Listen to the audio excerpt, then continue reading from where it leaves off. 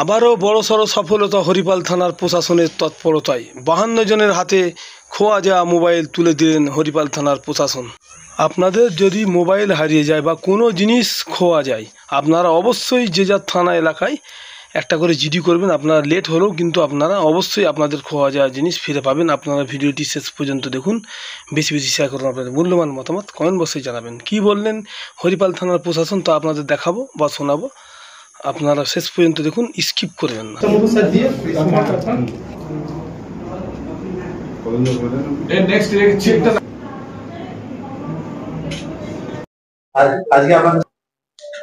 আজকে আমরা এখানে হুগলি গ্রামীণ জেলা পুলিশের একটি প্রকল্প আছে ফিরে পাওয়া।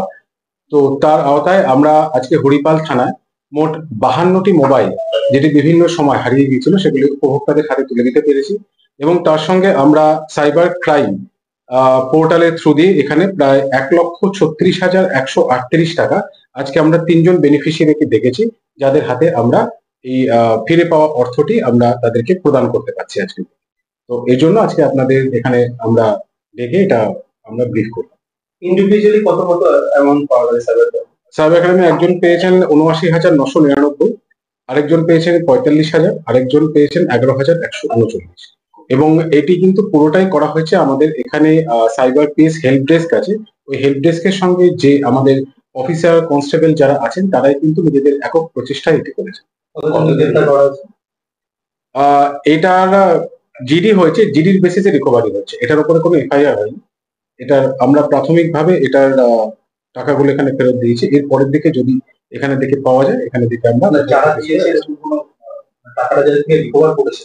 টাকাটা অ্যাকচুয়ালি নিয়ম যেটা হচ্ছে, আমরা বিভিন্ন জায়গায় বলেও থাকি যদি কোনো জায়গাতে সাইবার ক্রাইম ফ্রড হয় তাহলে আপনারা সঙ্গে সঙ্গে নিকটবর্তী আমাদের থানা হেল্প ডেস্কে বা কামারকুণ্ডু সাইবার থানায় যাবেন এবং সেখানে গিয়ে এনসিআরপি পোর্টালে একটা অভিযোগ করতে হবে। যদি চিট হওয়ার প্রায় একদিনের মধ্যেই যদি এটা কেউ এই এনসিআরপি পোর্টালে যদি আমরা অভিযোগ নথিভুক্ত করতে পারি, তাহলে ওই চিটের অ্যামাউন্টের টাকা যেখানে যেখানে গেছে সেখান থেকে কিন্তু অটোমেটিক সেই টাকা সেই অ্যাকাউন্টে লিয়েন হয়ে যায়। এরপরে আমরা জানতে পারলে তাহলে সেখানে থেকে কোর্ট অর্ডার করাই এবং তারপর বিভিন্ন প্রসেস আছে, তার মাধ্যমে যে টাকাগুলো বিভিন্ন অ্যাকাউন্টে হোল্ড আছে সেগুলো ব্যাংকের থ্রু দিয়ে এই বেনিফিশিয়ারি অ্যাকাউন্টে যার থেকে হারিয়ে গেছে তার অ্যাকাউন্টে ফেরত আসে। এখনো পর্যন্ত আমরা টাকাটা ফেরত দিয়েছি। প্রতারকদের ব্যাপারে আমাদের খোঁজ খবর চলছে, আমাদের কিছু লিড পেলে তখন অ্যাকশন নেওয়া।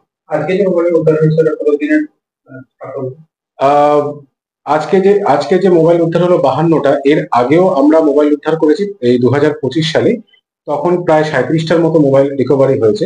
তো 2025 সালে এখনো পর্যন্ত 89টি মোবাইল আমরা দিতে পেরেছি। এর আগে 2024 সালে আমাদের 250 উপর মোবাইল আমরা রিকভারি করতে পেরেছিলাম এবং উপভোক্তাদের হাতে দিতে পেরেছিলাম। তো এটা মোটামুটি আমি এখন জিজ্ঞেস করছিলাম, কেউ 1 মাসের মধ্যেই পেয়ে গেছেন, কেউ হয়তো কয়েকদিনের মধ্যে পেয়েছেন, বিভিন্ন রকমের টাইম গ্যাপ আছে। এটা হারিয়ে যাওয়া, চুরি যাওয়া বিভিন্ন ধরনের অভিযোগ থাকে আপনাদের কাছে। মেনলি হারিয়ে যাওয়া, চুরি গেলে একটা স্পেসিফিক কেস হবে, এটা হারিয়ে যাওয়ার অভিযোগের উপর করা হয়েছে। বেশিরভাগ কি প্রতারক যারা যে মোবাইল কিনছে, বেশিরভাগ কোন এলাকার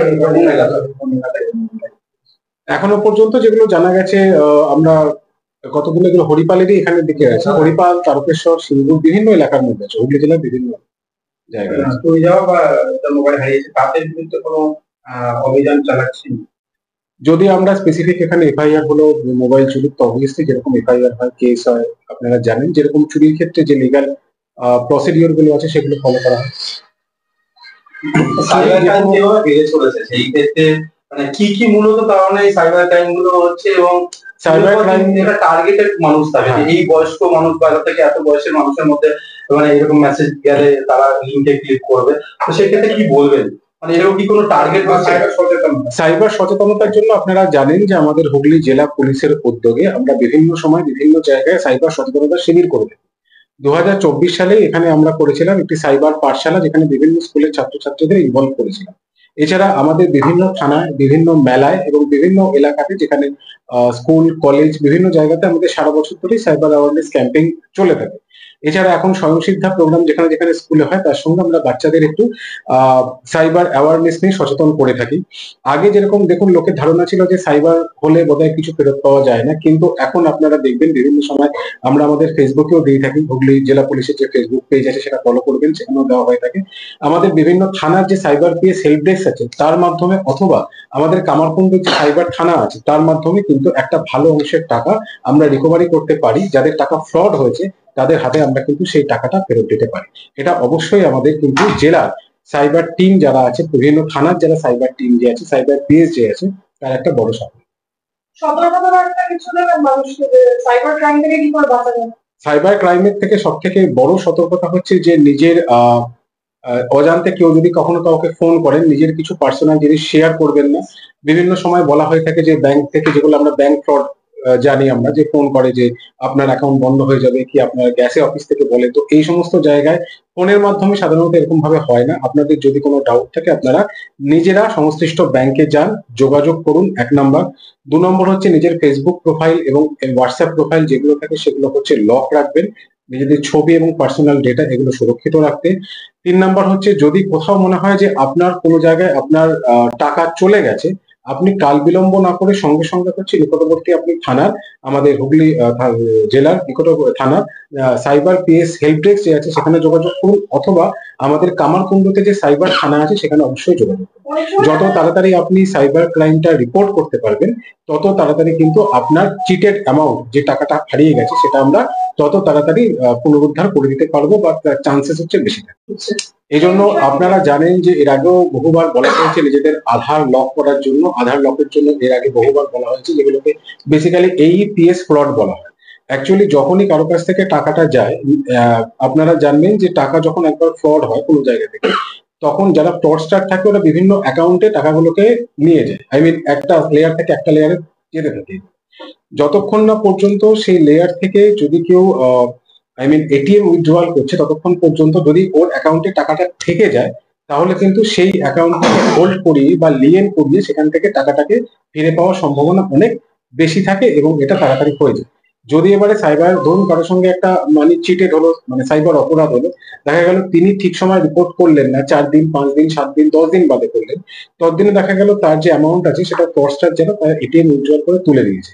সেক্ষেত্রে কিন্তু টাকা রিকভারি করতে একটু অসুবিধা হয় বা সময়। এটাই সার্বিক সাফল্য। এটা অবশ্যই আমাদের সাফল্য। 2024 সালে আমরা 250টার উপরে মোবাইল উদ্ধার করে দিতে পেরেছি। 2025 সালে এখনো 89টি মোবাইল রিকভারি হয়েছে।